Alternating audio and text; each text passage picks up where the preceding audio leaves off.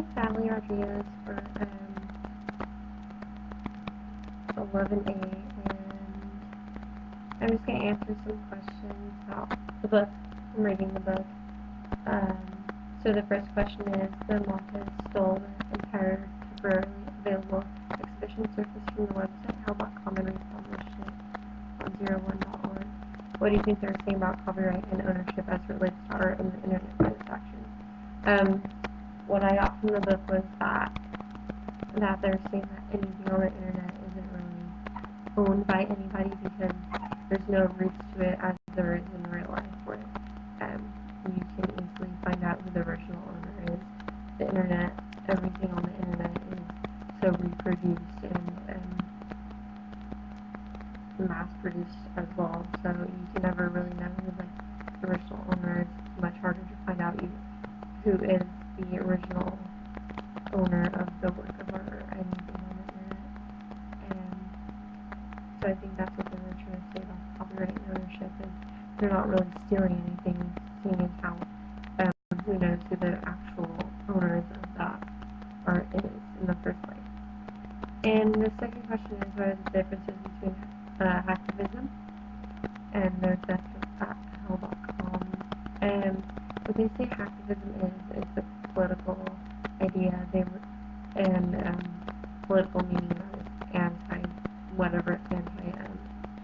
whatever hell.com was promoting, but they were saying that they're not anti, they were just doing it just because it was there, and they were showing that they can do it, that's their type of art, so they weren't necessarily against anything, and they were just doing it just to show what they can do, not so much to prove a point in a political sense.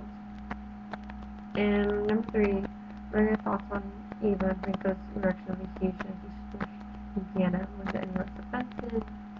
And I don't necessarily think I ever thought it was offensive, honestly. I think that it was kind of a funny break, telling everybody that Nike would buy them out, and seeing how large that corporation is, that people would actually semi-believe it, or start to believe that they would actually do that. And then Nike's reaction further proved what type of company they are, and I think that was the Montes' point in doing it. So I don't think it was ever offensive. I think that they did a really good job at proving what the company stands for and everything, and how they prioritize. And it kind of also proved how large that company is, and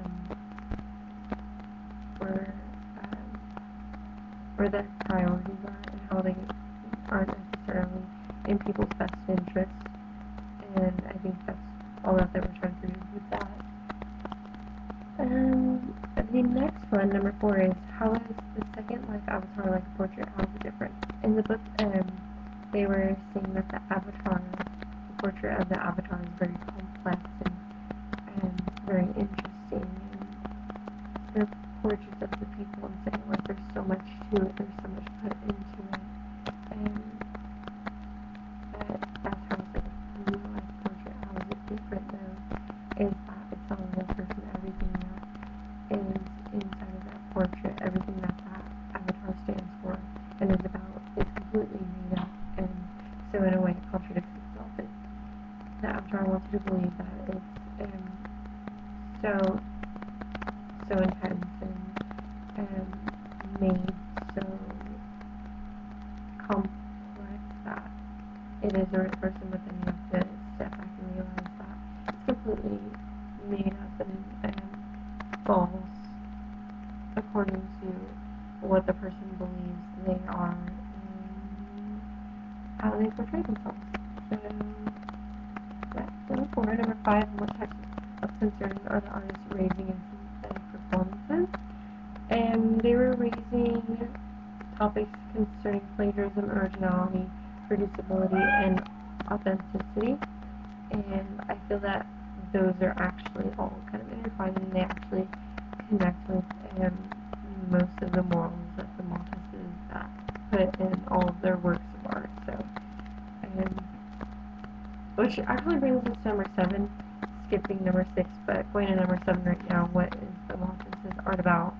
Are there any themes that unite all the projects? Just like I said in number 5, all their art really does concern originality, plagiarism, reproducibility, and authenticity. And every piece of work that they've done just further proves how easy it is to reproduce something, especially with where we are going technologically, where we're going,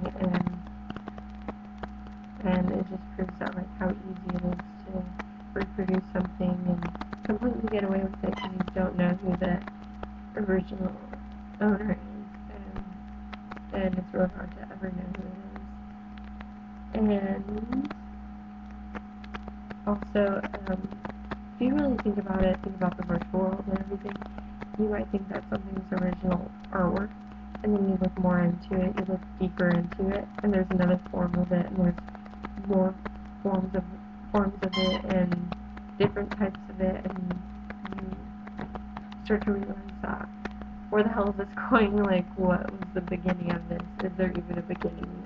Who started this? Who thought of it? Who had the main idea? And why did it get so big? And I think that is what the Montes' art really shows, that pretty much anything is possible.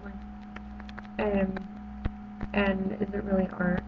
And just being able to steal everybody's artwork and originality and reproduce it a million different times with even one small thing that's different on it, and completely call it your own and make a million people believe it's your own.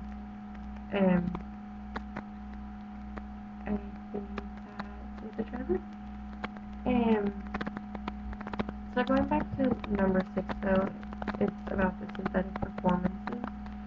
It's just how do these performances function differently when the participant is aware of the historical precedent, compared with the avatars who don't know that it's supposed to be art. In the chapter that's named Synthetic Performances, it actually says that they're performing these shows on Second Life to avatars, random avatars that don't know what the fuck's going on.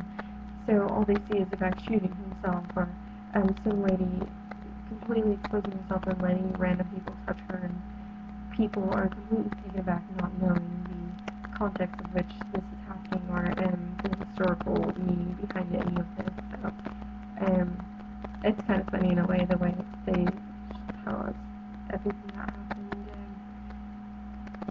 But that's the difference compared to people that are aware of what they are doing, what they're reenacting, and what they're trying to prove. Those people find it, I guess, more entertaining and less offensive than those that don't know what's going on. They could see it in a million different ways, whereas the people that do know what's going on see it as a way that they are just reenacting and being offensive to some people. So number 8, the last question, what's the meaning of belonging and divorce? That last chapter is actually the last chapter in the book, and it's a conversation between Franco, Montes, and so yes, I forgot who it was, but it was with somebody else as well, and they were having this conversation. And I think the most important part of this was the beginning when he said, I can't hear you clearly, and he said, it's okay, you probably won't understand me. I think that's the most important thing about this chapter is, nobody really understands the Montes' their influence in all of the reasoning behind most of their artwork that seems completely extremely,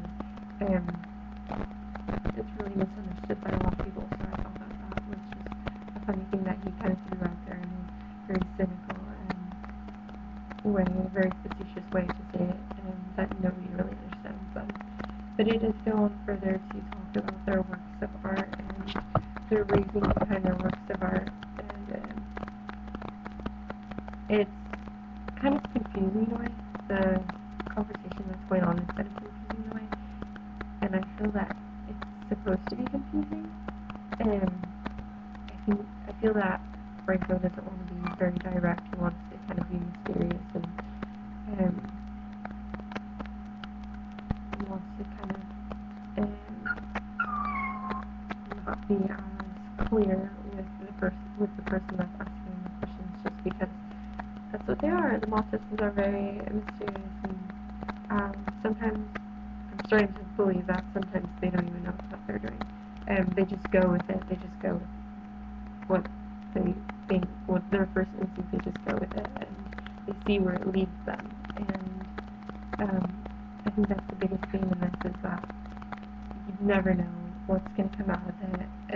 Nobody ever knows how big the viral things are going to get online and through the media. It just really explodes.